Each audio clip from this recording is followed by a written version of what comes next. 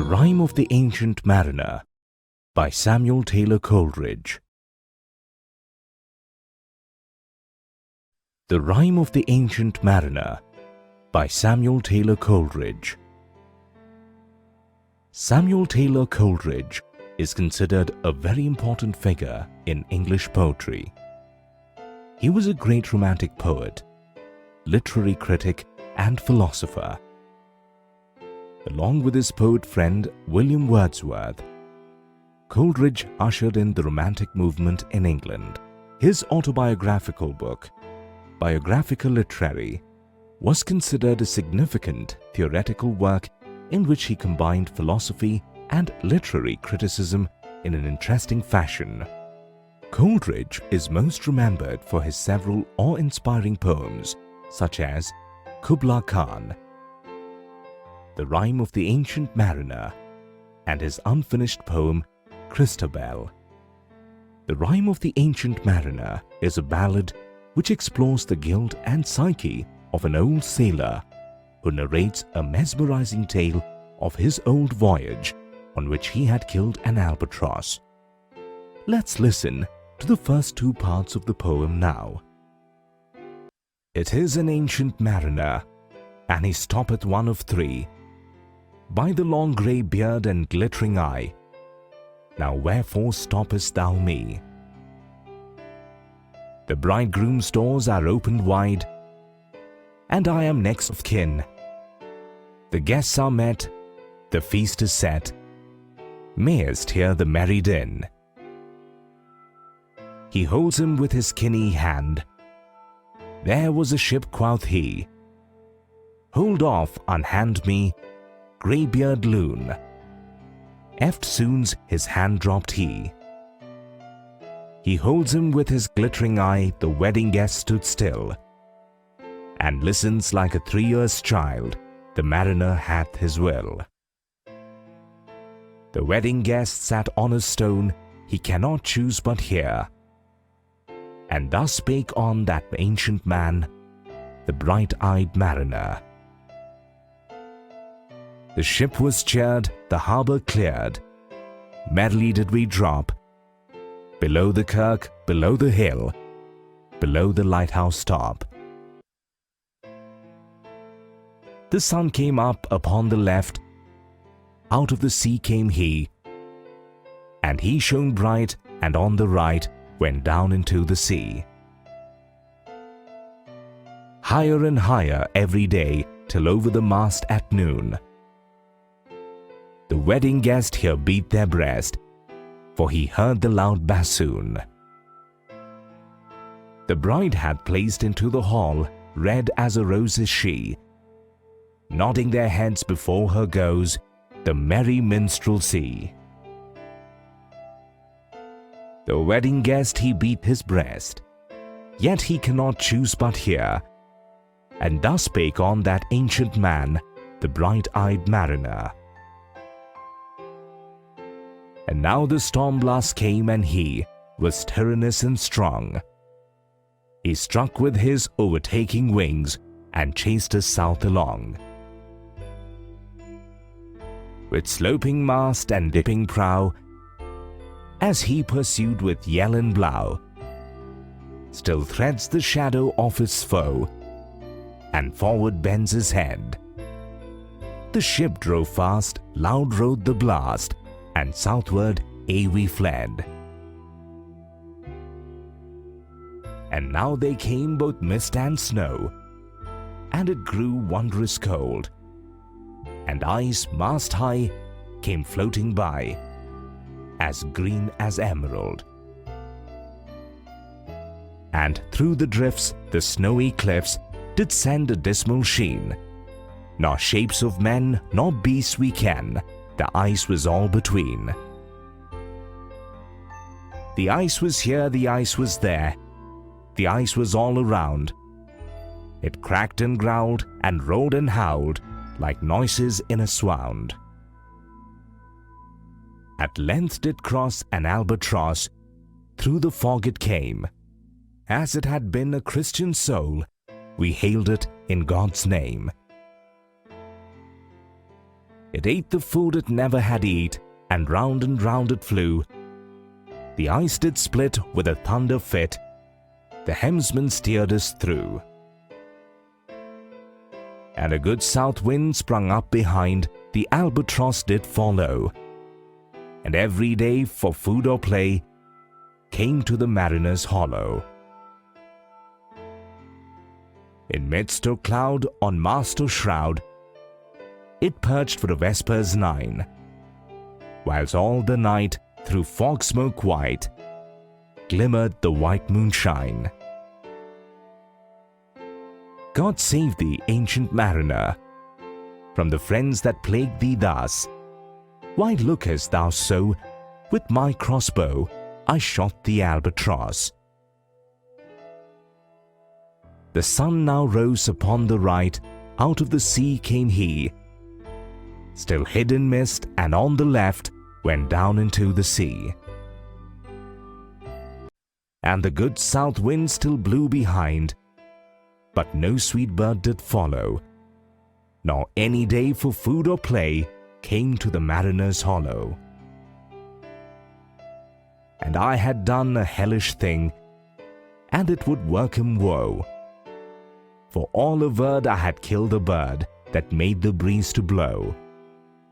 Ah, wretch, they said, the bird to slay that made the breeze to blow. Nor dim nor red like God's own head, the glorious sun uprist, then all averred I had killed the bird that brought the fog and mist. It was right, said they, such birds to slay that bring the fog and mist. The fair breeze blew, the white foam flew, the furrow followed free. We were the first that ever burst into the silent sea. Down dropped the breeze, the sails dropped down. It was sad as sad could be, as we did speak, only to break the silence of the sea.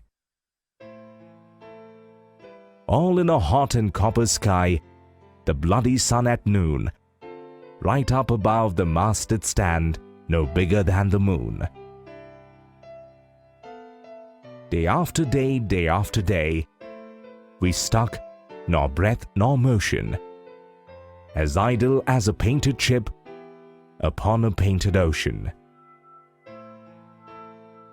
Water, water everywhere, and all the boards did shrink. Water, water everywhere, nor any drop to drink. The very deep did rot, O Christ, that ever this should be. Ye slimy thing did crawl with legs upon the slimy sea. About and reel and rout, the death fires dance at night. The water like a witch's oil, burnt green and blue and white. And some in dreams assured were of the spirit that plagued us so. 9 fathom deep he had followed us from the land of mist and snow. And every tongue through utter drought was withered at the root. We could not speak no more than if we had been choked with sooth. Ah, well a day, what evil looks had I from old and young! Instead of the cross, the albatross about my neck was hung.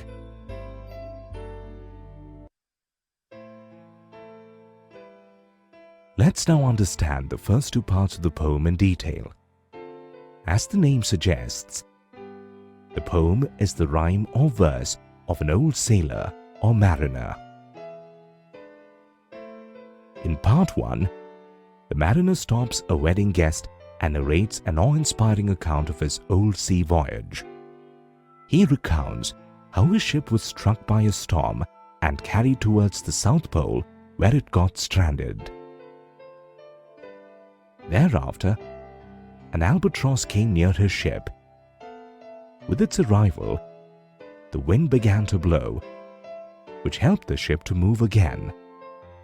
However, in an impulse, The mariner killed the albatross one day. The poem opens up with the old mariner stopping one amongst the three young men going to a wedding. The wedding guest wonders why he has been stopped by a weird old man with a long beard and an arresting gaze. Irritated by this intrusion, the guest tells the mariner that the wedding is about to begin. The feast is set. The guests have come in and merrymaking sounds can be heard. The guest also states that he is one of the important family members of the bridegroom and so has to leave. Despite this, the old mariner holds the wedding guest with his skinny hand and begins to talk about the ship. The wedding guest gets unsettled, calls the old mariner a lunatic and asks him to remove his hand, and the mariner removes his hand at once. However, we come to know in the third stanza that the mariner has hypnotized the wedding guest with his bright eyes, who then listens to him like a 3-year-old child. The wedding guest sits down uncomplainingly on a stone as he has no choice but to listen to the old man who begins to tell his tale. From the 6th stanza, the mariner narrates an old story about his sea voyage. He begins from the day when the ship he was on was cheered at the harbor. The ship passed under the church, the hills and the lighthouse near the shore and travelled comfortably into the cheerful sea. The repetition of the word below emphasizes the swift movement of the ship into the sea. In the next stanza, the mariner describes the regular rising and settling down of the sun in the sea. He narrates that with each passing day, the sun seemed to appear higher in the sky and eventually it could be seen shining over the mast during noontime. The position of the sun suggests that the ship was passing through the equator.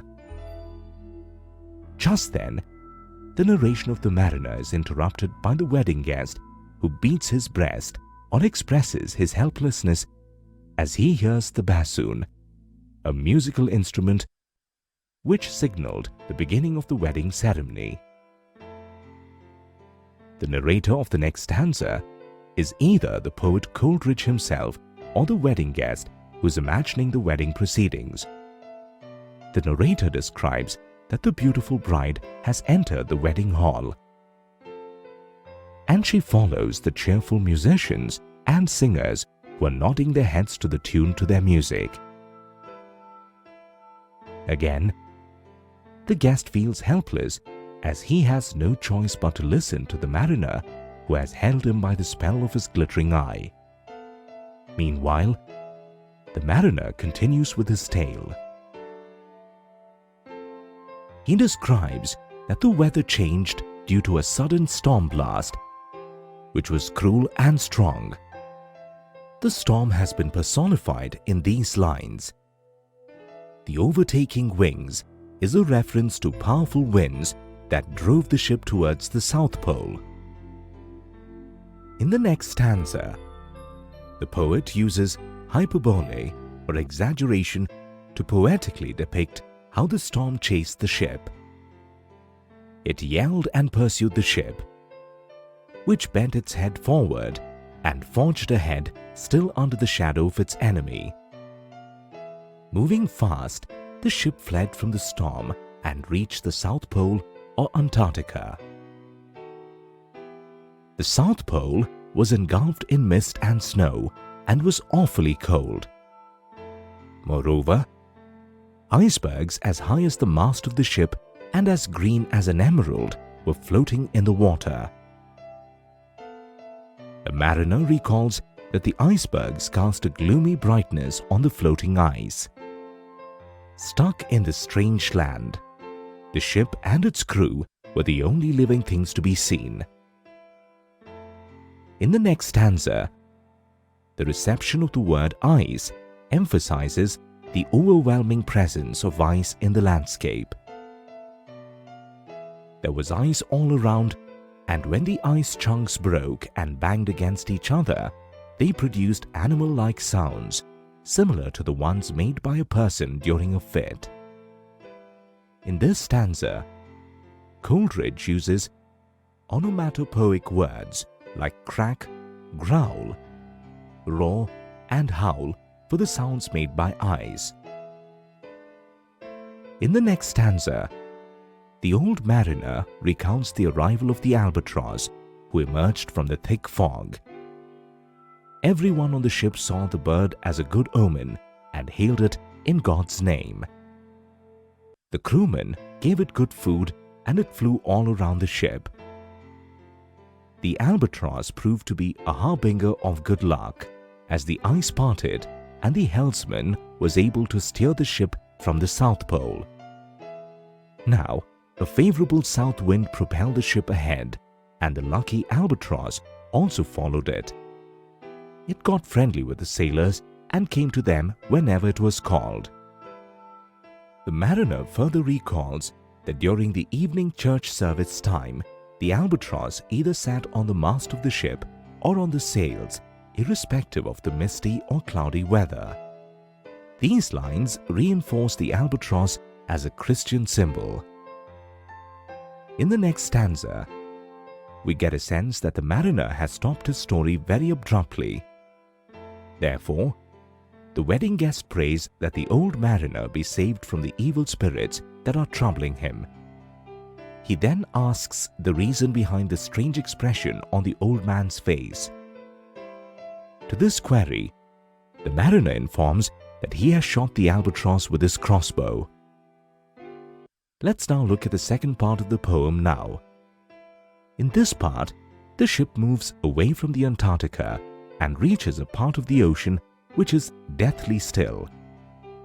The ship gets stuck in the rotting ocean and the crew holds the old mariner responsible for their unfortunate condition because he had killed the albatross. Therefore, they hang the albatross from his neck. The second part begins with the mariner narrating the events that took place after he killed the albatross. The sun rose and set down as usual, although it was hidden by the mist. The south wind blew and helped the ship to move ahead. However, no sweet bird followed the ship or came at the call of the sailors. The mariner says that he had committed a hellish act which would bring trouble to everyone, because his crew members had firmly begun to say that he had done a wretched thing by killing the bird. It was the bird who had made the breeze blow. However, the crewmen changed their opinion very soon. They observed that the sun rose as usual and looked as beautiful as the halo behind God's hand. Going by this omen, they now believed that the albatross was unlucky as it had brought them fog and mist. The lines in this stanza depict the unsteady and fickle human nature. In the next stanza, the mariner recounts that the good breeze continued to blow and the ship moved ahead. There is alliteration in the line, "furrow followed free," which evokes the image of a plough creating a furrow in land. This is also a hyperbole or exaggeration. Just like a plough, the ship moved smoothly in the tideless sea, cutting the water and forming a furrow of white foam behind it. Thereafter, the ship entered a usually silent part of the sea. At this place, the sails came down as there was no wind. It was a sad place where only the voices of the crew broke the gloomy silence of the sea. This place was also unbearably hot. The extreme heat is conveyed by phrases like hot and copper sky and bloody sun.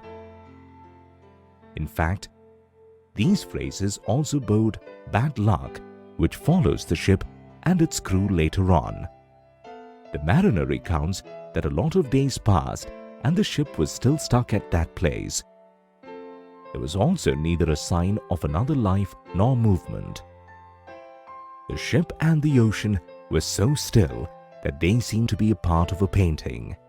In this stanza, passage of time is emphasized by the use of repetition in the line day after day, day after day. In the next stanza, the mariner laments over the irony of the situation. He says that there was seawater everywhere around the ocean, the ship, but ironically, there was no fresh water to drink at all. The standing water of seamed, rotting and slimy creatures could be seen moving on its surface. He remembers that at night, the crew could see the death fires dancing on the ship. Moreover, the water of the sea seemed colorful like the magical oil of witches. The phrase death fire can be a reference to St. Elmo's fire, which is an electrical weather phenomenon taking place due to electricity discharged from pointed objects such as the mast of the ship.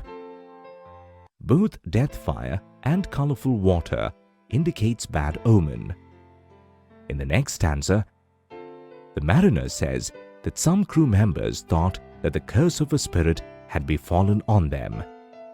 The spirit was that of the albatross, which had emerged from the depths of the sea on 9 fathoms deep and followed them from the land of mist and snow.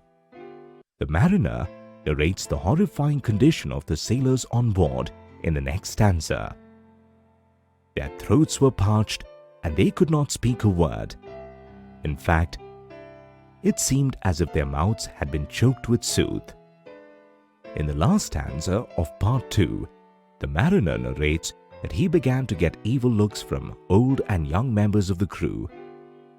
As a painful reminder of his cruel and wrongful action, the crew took off the cross from the mariner's neck and instead hung the dead albatross there. The Rime of the Ancient Mariner is a ballad in which Coleridge uses many archaic English words like kin, couth, loon, eftsoons, to name a few. These words inspire wonder, fear, mystery, and create a supernatural atmosphere. They also give an ancient feel to the events narrated by the mariner. The poem works with several themes such as sin and redemption and respect for nature. The mariner commits a sinful act by killing the albatross, which is a symbol of Christian spirit and is also a being of nature. He is haunted by the guilt of this fact, and when the ship gets stranded, all the crew members believe that the mariner is responsible for their unfortunate condition. The supernatural elements also play an important role in the poem and are conveyed in many ways.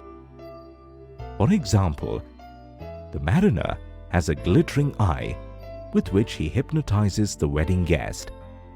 The albatross is alternatively seen as a good omen and a bad omen. Moreover, when the ship is stranded, death fires are seen dancing in the night, and the ocean water is referred to as a witch's oil. Coleridge has also used several figures of speech such as alliteration, metaphor, personification, and simile in the poem. Alliteration, or repetition of a consonant, can be seen in lines such as "By thy long grey beard and glittering eye," "He holds him with his skinny hand," "The wedding guest here beat his breast," and "The merry minstrelsy," to name a few. The poet also makes comparisons using metaphors and similes. The example of a metaphor is, "And now the storm blast came, and he was tyrannously and strong." Notice that in this line, the storm has also been personified or described in human terms, using the pronoun he. Similarly, the sun has also been personified in the poem. The poet uses similes to draw comparisons. For example, he compares the bride with a rose, the wedding guest with a 3-year-old child, sounds of cracking ice with noises in a fit, or swound, and the sea water with witch's oil. The Rime of the Ancient Mariner is thus a multi-layered poem which explores the idea of guilt and its psychological effects and the importance of loving nature and all its beings.